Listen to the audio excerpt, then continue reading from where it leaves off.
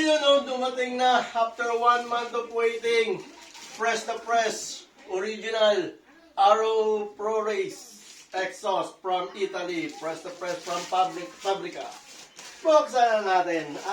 Kung ano itsura niya. Press na press. Kaya pala 1 month dumating. Ginawa pa. Mainit na mainit pa from factory. Ayan siya. Ayan po siya. Original Arrow. Hey! Hey! 1 month kami nantay. Ayan na po. Ayan po. Ayan po ang resibo. Ayan. Ang resibo. Ayan siya. Mga accessories. May sticker.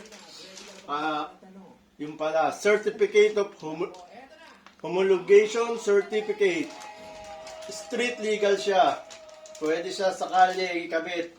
Basta nakabit itong DV killer dito sa Spain. Ewan ko dyan sa Pilipinas. Kung pwede siya.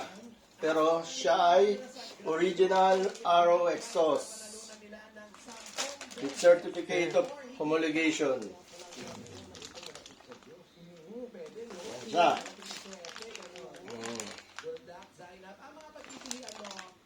Ayan po siya. DV killer. Yung clamp. Ewan ko to yung dalawa. Bukas natin malalaman pag kinabit. Andyan. Ayan na po ang exhaust. Napakagaan. 1 month. Mainit pag galing sa factory mga kapatid. Ayan po siya. Arrow. Exhaust. Tunog niyan. Street legal.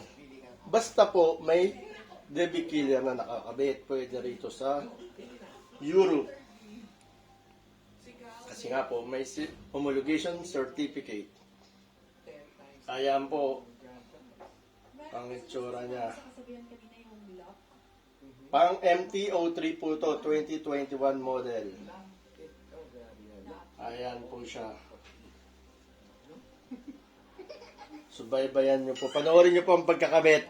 Ibibidyo ko rin. Sige po. Sa susunod na uli. Bye-bye. Stop na. Oh.